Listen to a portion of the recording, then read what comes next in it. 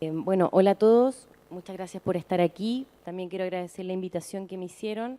Creo que estas instancias son fundamentales, con mayúscula, signo de exclamación, en donde todos los actores de la sociedad empezamos a preguntarnos cosas y a pensar en cómo queremos construir el mundo sostenible en el que todos queremos, pero también necesitamos vivir. ¿Para qué? Para poder sobrevivir. He decidido presentarles hoy día un poco los elementos que para mí son los más importantes de este desarrollo sostenible. Me gustan mucho las presentaciones que han habido hoy, porque finalmente llegan a lo mismo que yo voy a presentar, que es que el ser humano es el ente, el agente principal de cambio. Es él quien construye o deconstruye el medio ambiente. ¿Cuál medio ambiente? La infraestructura verde que en este momento tenemos en nuestras ciudades, hábitats que finalmente han sido fragmentados. Entonces, quiero partir un poco con la definición. ¿Qué es desarrollo sostenible? ¿Sí? Y para eso es importante hacer hincapié en un hito muy importante de la historia, que es la revolución industrial. ¿Qué hizo la revolución industrial? Aceleró procesos que antes estaban, pero el tema es que cuando ya empezamos a construir máquinas que nos sacaban más rápido los recursos, consumimos mayor energía, agotamos los recursos mucho más rápido, concentramos la población en núcleos urbanos demasiado grandes que no alcanzan a ser resilientes y, por lo tanto, generamos modificaciones en el medio ambiente que nos llevaron a tener impactos significativos a nivel mundial en nuestra sociedad. ¿Qué pasó ahí? Empezamos a dialogar como seres humanos. ¿Sobre qué? Sobre el desarrollo del medio ambiente, lo mismo que estamos haciendo acá, pero en ese instante, ¿qué es lo que había que hacer? Recién empezar a examinar los efectos que tenía la desprotección del medio ambiente en el desarrollo humano, estudiar los principales problemas y el medio ambiente sano como fundamento principal de todas las políticas, programas gubernamentales o privados también. Y por eso se genera la necesidad de instituciones y de formular leyes apropiadas. En ese contexto yo voy a destacar dos hitos en la historia de la humanidad, que lo primero es la formación de la Comisión Mundial de Medio Ambiente y del Desarrollo de la ONU y del Programa de las Naciones Unidas para el Medio Ambiente. ¿Y qué es lo importante de ese hito? Que nosotros empezamos a entender que la protección del medio ambiente no es una moda, sino que es para la supervivencia humana. Y en esa comisión se genera el informe de Brundtland, en honor a la primera ministra noruega, que tuvo una intervención muy destacada en el desarrollo de ese informe, que se llama Nuestro futuro en común. Es ahí donde se define el término que nosotros conocemos, del cual estamos hablando, que es desarrollo sostenible. Y está en manos de la humanidad asegurar que el desarrollo sea sostenible. Es decir, asegurar que satisfaga las necesidades del presente sin comprometer la capacidad de las futuras generaciones para satisfacer las propias. El primer entendimiento de que lo que hacemos hoy nos impactará el mañana. ¿En qué? En la supervivencia humana.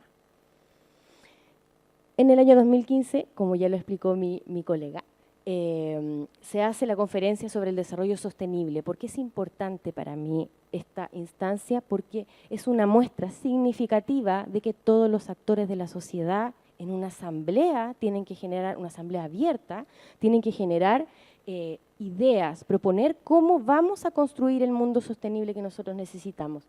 Y son 17 objetivos, 169 metas que también, en mi opinión, lo que tienen en común es la protección medioambiental, el crecimiento económico, pero lo más importante, la inclusión social.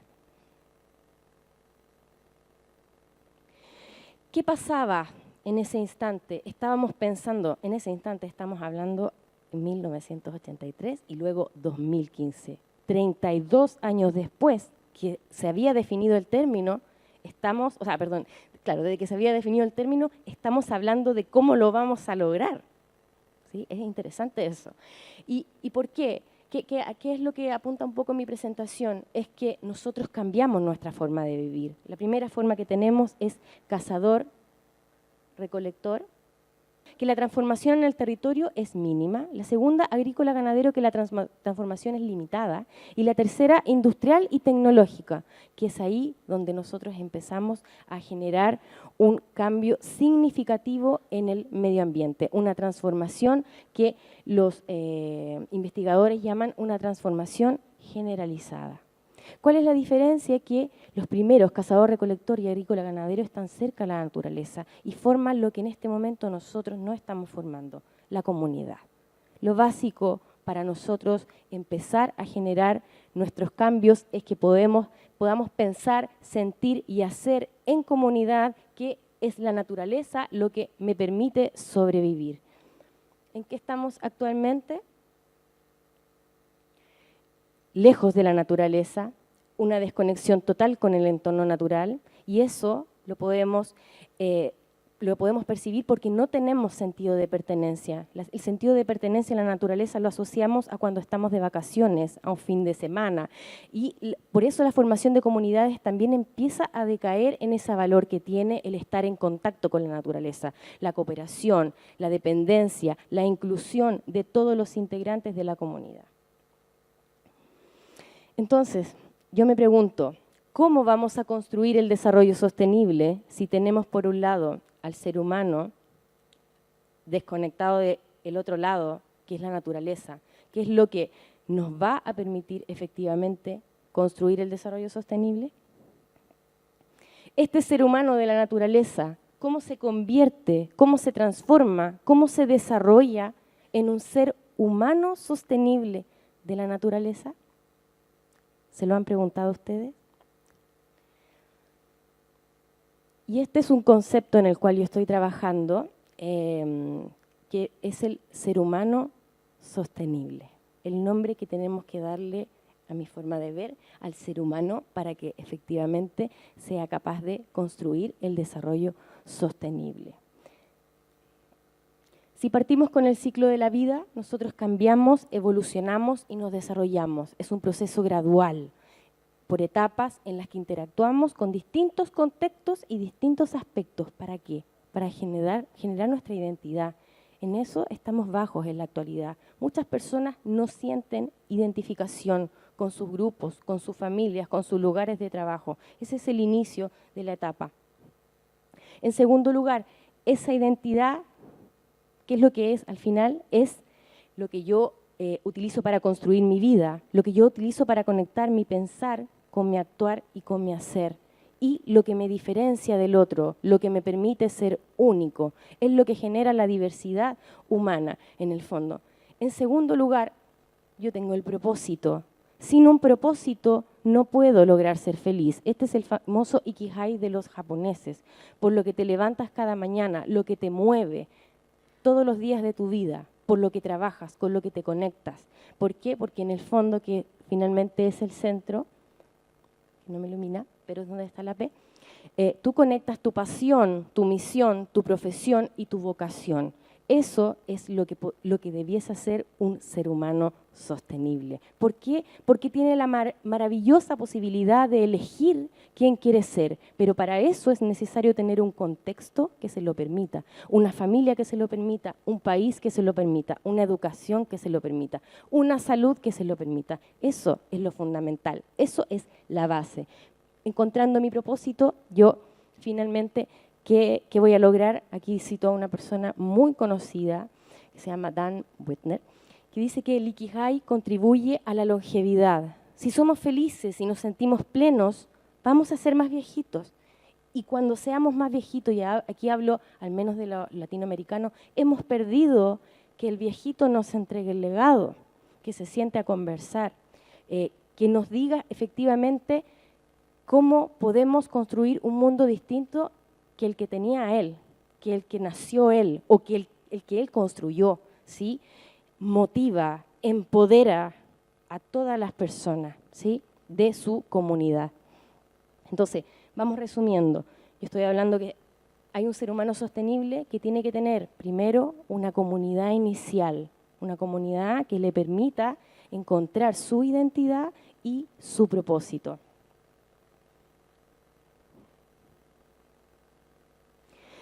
Comunidad inicial y comunidad final. Ambas tienen que ser una comunidad para la sostenibilidad, que digo yo. ¿Y por qué? Porque yo parto de la base que el ser humano es un ser social. Y aquí voy a decir algo importante, que yo creo que la peor enfermedad del mundo no es el VIH, no es la pobreza, sino que es una palabra que se llama individualismo. Eso nos está matando. Eso nos tiene así. ¿Por qué? Porque nos desconectamos de la naturaleza. ¿Por qué? Porque no tenemos comunidades, ¿sí? No nos sentimos representados. No tenemos líderes. Probablemente algunas de las autoridades no lo son. Probablemente otras sí. Y generan cambios e instancias como estas, ¿sí?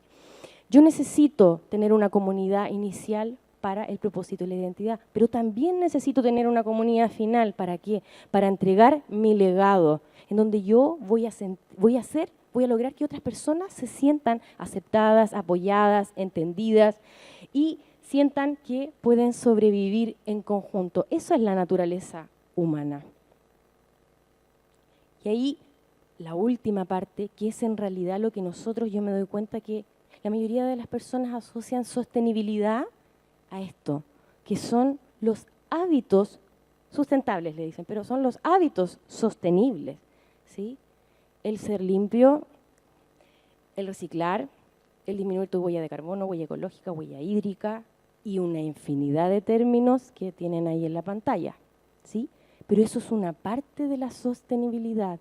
El ser humano jamás a través del individualismo va a lograr construir un desarrollo sostenible para todas las personas, sin diferencia de ocupación, sexo, edad, pueblo, origen, etc. Aún así, es igual importante, y a mí me gusta esta lámina, que es como los 10 mandamientos sostenibles. Tú harás esto, ¿sí? Para que yo los invito, así como una persona invitó a que busquen en Google, yo también los invito, pero en Ecosia, que cuando tú buscas, planta árboles. Entonces busquen en Ecosia los 10 mandamientos sostenibles, se los pegan en su casa, porque eso es lo básico de cualquier comunidad que quiera efectivamente trabajar por un mundo sostenible. Y esta comunidad final, alguien dijo por ahí, no me acuerdo en qué instancia hoy, que él tenía que ver con temas de familia. Entonces como que el tema sostenible no era, es lo más importante. Es nuestra comunidad más importante y es la que hemos dejado de lado, ¿sí? Es la que hemos deconstruido, incluso a través de los comportamientos machistas que aún en América Latina persisten demasiado. Entonces, quise partir con esta comunidad inicial y final a la vez para el ser humano y entregar imágenes como, ya que no tengo el puntero, las voy a decir, las imágenes de la vida cotidiana, lo diario. Yo tuve una charla hace poquito en Chile y era con alumnos. Entonces yo les decía a ellos, a ustedes su mamá les ha dicho, o su papá, mijito, usted preocúpese de estudiar. Probablemente aquí muchos se sienten identificados con haberlo dicho o con haberlo escuchado. Eso no aporta en la construcción de una comunidad. Un niño tiene que hacer mucho más que estudiar, ¿sí? Eso es lo importante. Y otra parte que quise destacar y quise poner a mi hijo ahí arriba y a mí, para decir que no soy padre gatica, porque lo practico, es que la experiencia personal que nosotros tenemos es lo que va a dar el sello único a mi vida, ¿sí?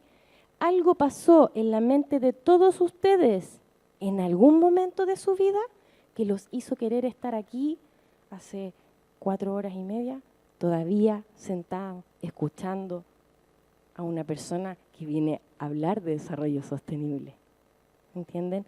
Lo importante, como dice Steve Jobs, es que en algún momento vamos a conectar los puntos y vamos a saber por qué yo estoy construyendo el mundo así. Entonces, puse la imagen de una mamá que cocina, un papá que es carpintero, también lo dije en mi charla pasada en Chile. Aunque no seas el mejor en matemáticas, en todas esas actividades intelectuales que en este momento son las que priman en el mundo, le puedes entregar muchísimas cosas a tu hijo o a tu hija. Y aquí voy a nombrar bien cortito una comunidad a la que yo pertenezco, que es la Fundación de Egresados de la Universidad, o sea, de egresados y amigos de la Universidad de Santiago de Chile, y es muy importante el trabajo que ellos están haciendo, y yo los invito a todos ustedes a que lo hagan. ¿Qué hacen ellos? Nos llaman a nosotros como egresados de la universidad. ¿A qué? A que volvamos. ¿A qué? A ayudar. ¿En qué? En lo que podamos. ¿Cómo? Con lo que sabemos hacer. Y con lo que no sabemos hacer también, porque podemos pensar en cómo aprender. Esa es la gracia del ser humano, va evolucionando y va aprendiendo todo lo que le gusta hacer. Lo destaco como una iniciativa para cualquier institución. Puede ser una municipalidad, puede ser una universidad, puede ser un colegio.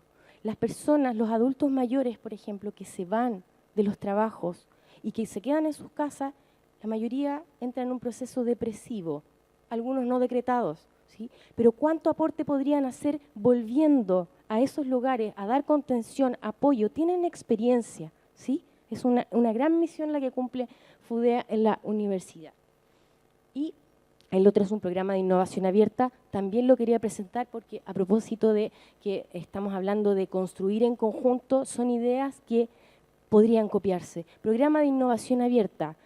Más allá de lo que dice el texto, ¿qué es lo que hacemos en Lions Up? Vamos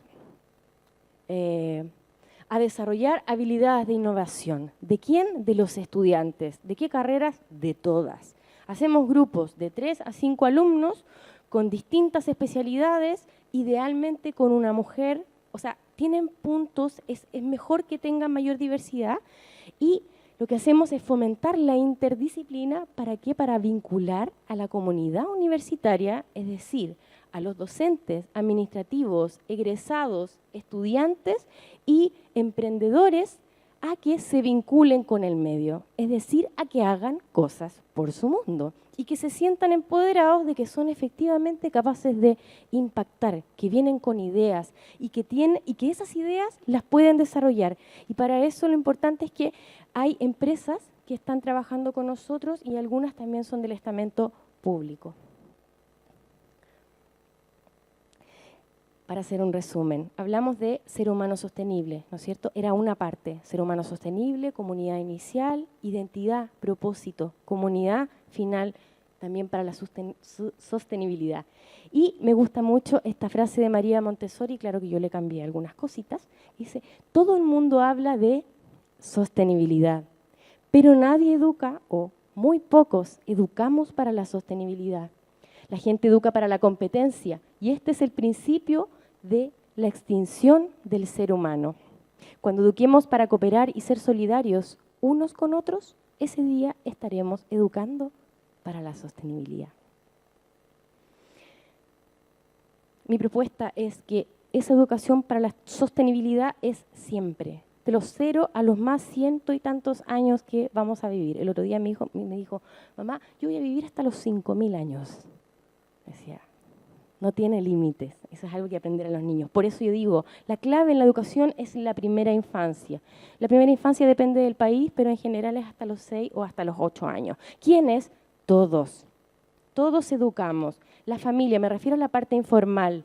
En lo informal sería nosotros, la familia, los amigos, el barrio, la comuna, etc. Lo formal, la educación, el colegio, el jardín, la sala cuna, la universidad, ¿sí? Todos y todas estamos educando. ¿Para qué? Para obtener el mayor, alguien lo dijo, parece, mayor potencial de desarrollo humano. ¿Por qué? Porque tenemos que entender que la supervivencia no es solamente comer, no es solamente abrigarnos, ¿sí? Es prosperar, desarrollar y vivir. ¿Cómo debiese ser esta educación para la sostenibilidad? Con una estimulación temprana. Estimulación, que no es lo mismo que estímulo, una figura de apego, un cuidador principal. Yo no sé cómo es acá en Argentina, pero en Chile se da mucho ahora que los niños se crían muy solitos, ¿sí? Crianza respetuosa, que sí ganas al niño, que haya equidad de género, que no haya etiquetas, que no a los estereotipos, que no hayan golpes, respeto de los tiempos de los niños y, por supuesto, un postnatal compartido. La vinculación con el medio ambiente, el niño tiene que estar en la tierra, tiene que estar en el barro, tiene que hacer huerto, tiene que salir a caminar por la lluvia, tiene que conocer el reciclaje, los juegos de madera, el contacto con materiales nobles. Es la única forma en que vaya a experimentar y su experimentación causa efecto o también produce el error, que es lo que nos permite avanzar y encontrar las soluciones a ese error. Y por último, arte y educación física. David Bueno es un genetista muy conocido y que él dice que la música y la educación física son las materias que construyen el resto. ¿Por qué? Porque la música produce lo que él llama la gimnasia cerebral y la educación física es lo primero que nos enseña el término causa-efecto. No puedo tirar la pelota de otra forma si no es primero tomándola y después moviendo el brazo, ¿sí?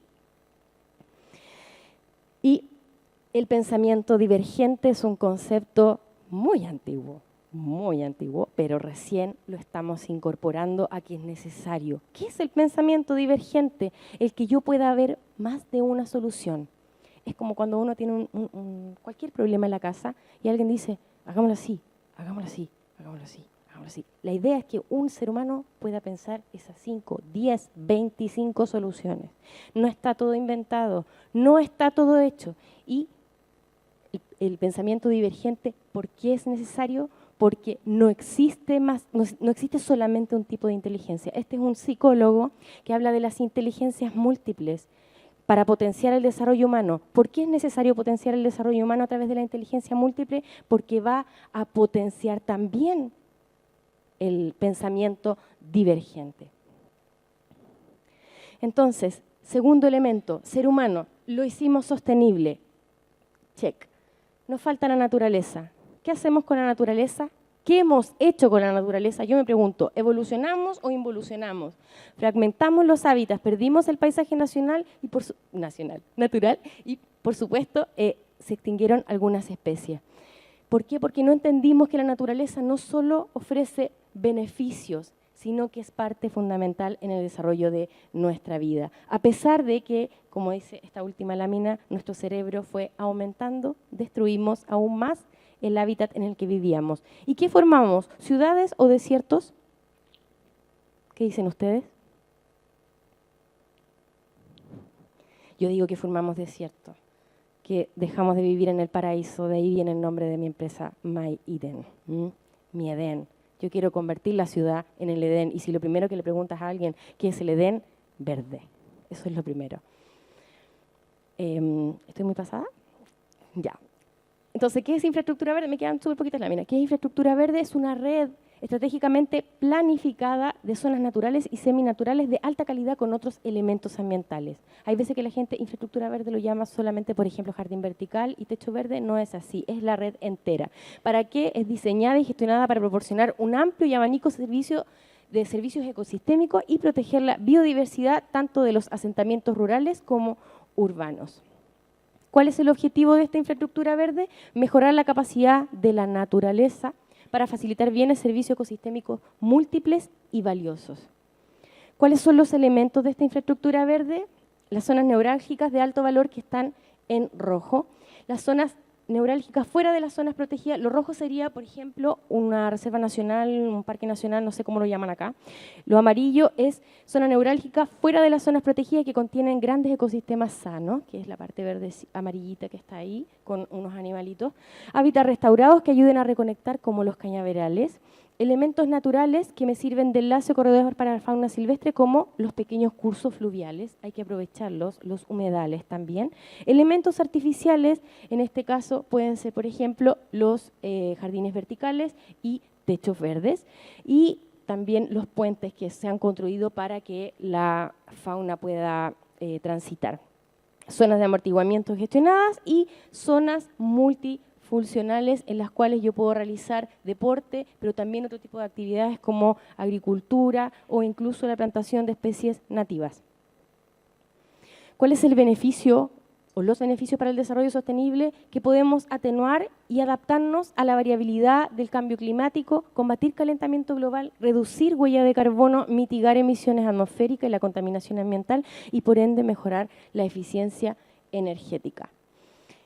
¿Cuál es el desafío de nosotros y de todos los que son planificadores del territorio en el enfoque estratégico y ordenamiento territorial? Que no consideremos que las áreas verdes son solo para sumar metros cuadrados, sino más bien para obtener beneficios integrados. ¿Qué hay que hacer? Organizar, espacializar la infraestructura verde, ¿pero para qué? Para potenciar su interacción y sus funciones, su interacción con el ser humano y su interacción entre ellas mismas. Recuperar y recrear hábitats para ayudar a reconectar ecosistemas sanos y también zonas que estén protegidas. Aquí quiero decir algo importante. El desarrollo también se mide por lo que el ser humano se tiene que negar a destruir o a impactar. Alejar las ciudades de las actividades humanas de zonas sensibles y aportar a la biodiversidad urbana perdida. La fragmentación de hábitat, eso es lo que hace, pierde biodiversidad. Si yo localizo estratégicamente la infraestructura verde, probablemente esa biodiversidad, esa avifauna urbana también va a volver. Y los beneficios de la infraestructura verde tenemos muchos, pero yo quiero destacar, que es también a lo que me estoy dedicando, a utilizar espacios inertes y subutilizados como los techos, azoteas, muros y fachadas. Aprovechar, por ejemplo, el aislamiento acústico que puede llegar a menos 40 decibeles, reduzco en menos 40 decibeles.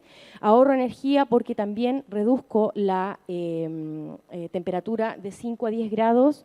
Naturo los espacios, aumento la plusvalía que puede llegar a un 15% y además produzco oxígeno. Hay efectos psicológicos y anímicos positivos, incluso cuando las personas en su trabajo tienen infraestructura verde, se dice que tienen un mejor rendimiento y una mejor salud mental. Un dato muy importante, no menor, 1 metro cuadrado de infraestructura verde produce el oxígeno que requiere una persona al año. Podemos renovar y recuperar espacios urbanos subutilizados, al menos en Chile hay muchos, me imagino que ustedes acá también. Y en último lugar, azoteas verdes, techos verdes, ahí quiero destacar cuál es su relevancia en el término. Se convierten en zonas que pueden convivir distintas personas que viven en el edificio, que trabajan en ese edificio, se encuentran y también se relajan. Y, por último, pueden disminuir la escorrentía superficial por la cementación que existe. Disminuye escorrentía superficial y, por ende, no se me inundan las calles. Y los desafíos que yo planteo, que tienen que ver incluso con cosas que han hablado el resto de los expositores, es adecuar la educación al contexto, valorar económicamente los recursos naturales, pero ahí hay que tener ojo. No es lo mismo valorar una especie que un ecosistema completo. Ese ecosistema completo lleva años desarrollándose. ¿Cómo valoramos además los años en que se ha desarrollado, la sinergia que se ha producido, la interacción entre las especies que son parte de ese ecosistema?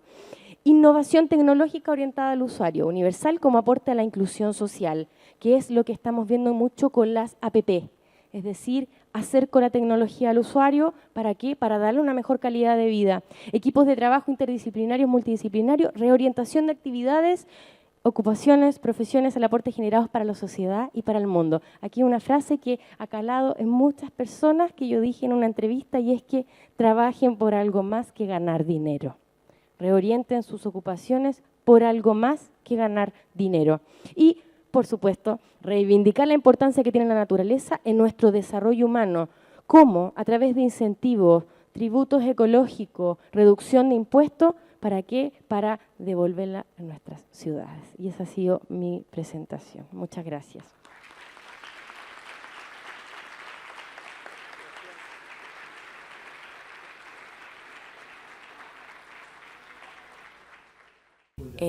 Lo importante de tener este espacio es que se genera una instancia en donde se reúnen distintos actores de la sociedad que son los que finalmente construyen el desarrollo sostenible.